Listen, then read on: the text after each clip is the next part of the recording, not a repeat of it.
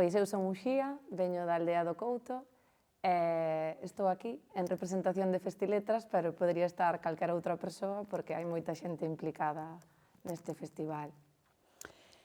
Que crees que pensa a xente do que implica organizar un festival? Pois a verdade é que se pertences a unha asociación cultural do tipo que sexa, a un equipo de fútbol ou a calquera directiva de algo que se faga de xeito voluntario, pois igual o entendes. Pero se para ti isto é novo, pois é probable que consideres que o traballo e o esforzo non é tanto. E ao final, cando organizas un festival, pois todo se volve ou a favor ou en contra en cuestión de segundos, non? Pois desde a climatoloxía ata que coincida con outro festival importante, que sexa unha data concreta ou outra. Entón, eu creo que a xente non é consciente do esforzo que conleva a organización do mesmo.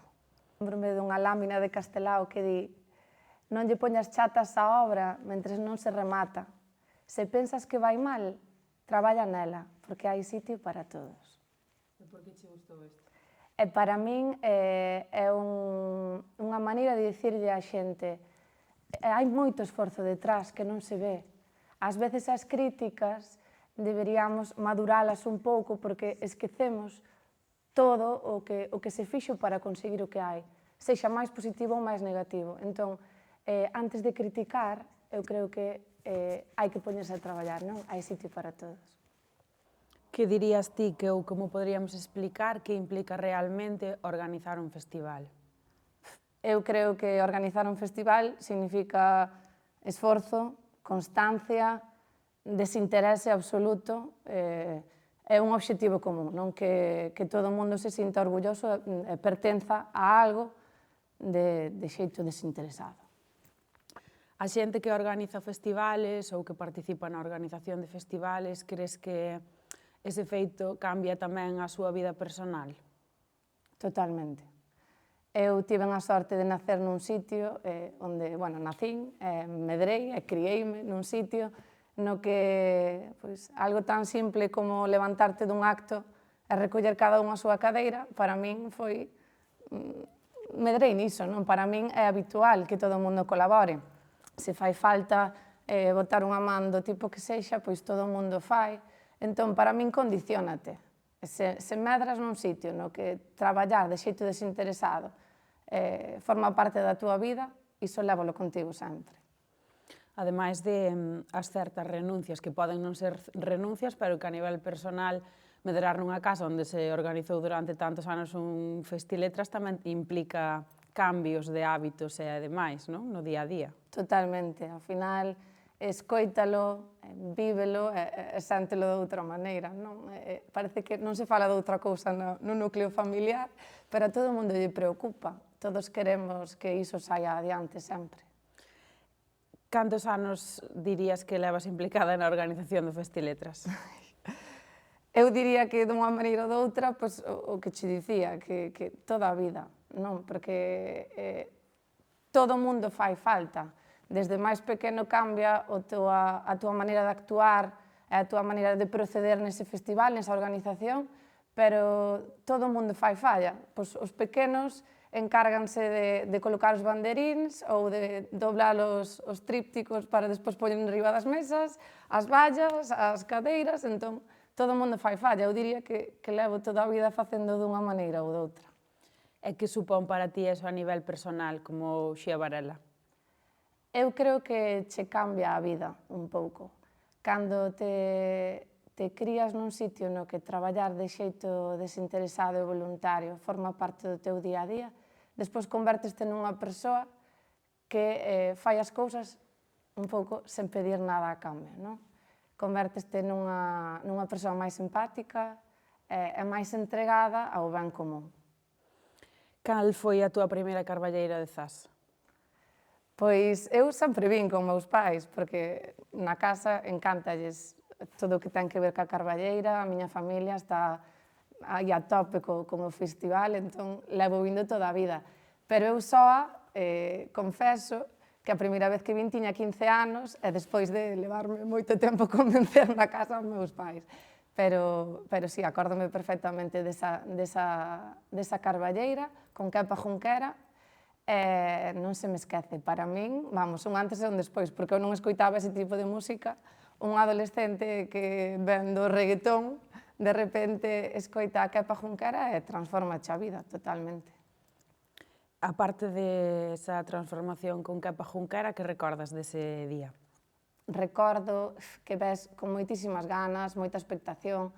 Ao final, a carballeira é algo que é tan distinto, é tan autóctono, é tan da terra, que botas todo o ano desexando que sexa ese día, non? Polo que significa, pola liberdade que expresa. Para min, vir xa porque che deixen, non? Que nesa idade é difícil que che deixen, pero poder vir cos teus amigos, aquel formato de poder dormir fora da casa, vir disfrutar do festival, pasar o día para min, bueno, recordo con moita ilusión, a verdad. Como foi esa primeira acampada na Carballeira? Unha pasada, pasámolo de maravilla, para non esquecer. Despois desa primeira Carballeira viñeron outras moitas. Viñeron outras moitas, para estar marcado aí no calendario a volver cada ano. Incluso tocaches na Carballeira. Sí, sí. Como foi isto? Isto teamos eu aquel, porque a primeira vez que toquei a gaita, cando, bueno, sempre fun pandereteira, despois vas aprendendo outros instrumentos, non? E na agrupación Inllar, pois, dabanche a oportunidade de probalos un pouquiño todos e despois ti encamiñabaste máis cara a un ou cara a outro. E lembro que tocaba por primeira vez a gaita nesa carballeira. E claro, iso era sentirte Carlos Núñez polo momento, non? Entón, lembro que tiña moitísimas ganas de chegar e claro, isto é unha anécdota así un pouco, pero vouche a contar. Claro, és adolescente, deixanche sair da casa nunha carballeira de Zas. Eu, claro, a primeira vez que saía de noite soa, podía dormir aquí, entón viña toda repeinada. E claro, as normas da agrupación eran o pelo recollido, todo totalmente marcado. Entón cheguei, co pelo liso, díxome a profesora de gaita: así non vas tocar en Zas, E dixenlle: sí, pero fago así un pouco tal e xa... Non, hai que poñer gomina nese pelo para tocar en Zas. Ai, Silvana, é que non quero, tal... Vale, pois non tocas en Zas. Collín a botella de gomina e boteina por toda a cabeza, porque o máis importante para nós era tocar en Zas ese día, entón... E saliu ben? E saliu moi ben, moi ben. Eu sentíme, vamos, un martir. Como valoras ti a evolución do festival desde esa primeira vez que estuveches xa, bueno, de moi adolescente a hora que sigues vindo?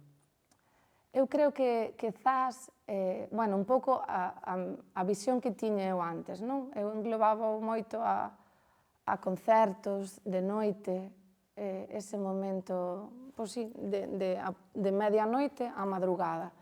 E eu creo que cambiou moito tamén, evidentemente tamén cambiei eu e tamén o vexo de outro xeito, non? Pero encántame que a Carballeira de Zas agora non é a noite. A Carballeira de Zas é toda a fin de semana. Volveuse moito máis familiar, eu creo, é máis acolledor. Ao final traes os nenos pola mañá e lembraste deles á noite, porque é un sitio seguro. Entón, eu creo que evolucionou moito nese sentido e para ben. Dirías que eso, que o ambiente da Carballeira definiríalo como familiar en general, ou que máis diríamos do ambiente? Completamente, é que para min que un sitio sexa libre e poidas ser ti mesmo na terra, na túa casa, que te sintas parte de algo, para min é imprescindible. E ao final é que aquí ninguén é forasteiro, que é case o máis importante. Que parte levarías de Zas para o Couto e do Couto para Zas? Porque imagino, ademais, que cando alguén participa na organización dun festival, vai a outro, é inevitable fijarse en cousas, non? Como para inspirar ou para decir, pois, que guai sería ter isto.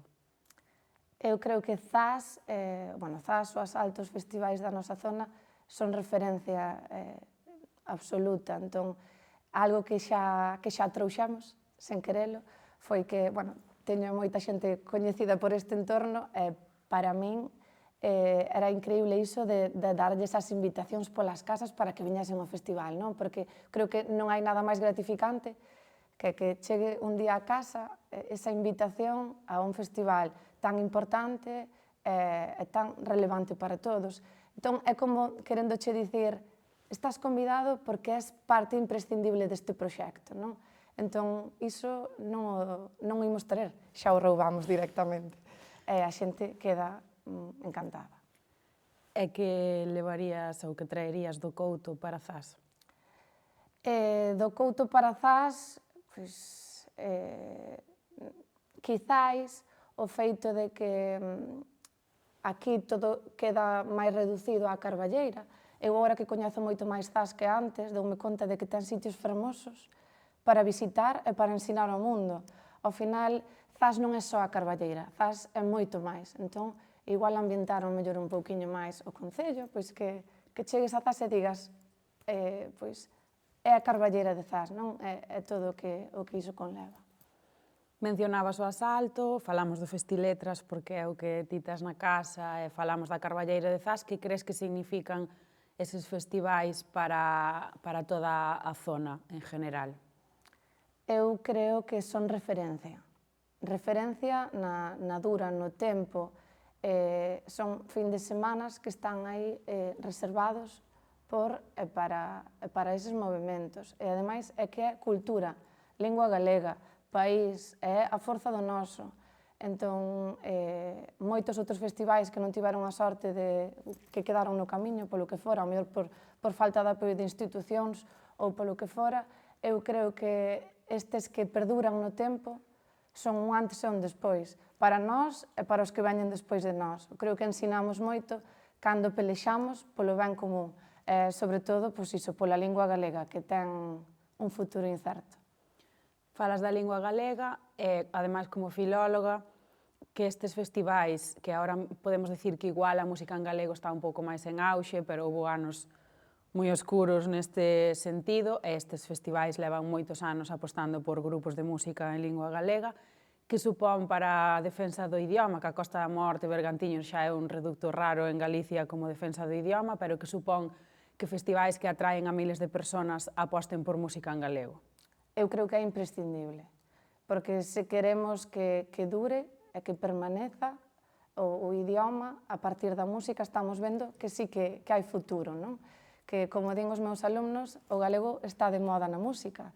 Entón, xente que o tiña totalmente vinculado a un sector ou a unha certa idade, pois que agora que se atreve a escoitar a música en galego. E facémoslle moito ben ás xeracións que veñen despois de nós, porque ven que en galego pódese todo, e a música tamén. Entón, estes festivais son imprescindibles. Se tuveras que escoller unha palabra para definir o que é a carballeira ou o que se destina a carballeira, cal sería? Senlleira. Por que senlleira? Senlleiro, para min, é presente e futuro. Para min é da terra, o lugar do que nacen as cousas boas, e as que quero que perduren no tempo.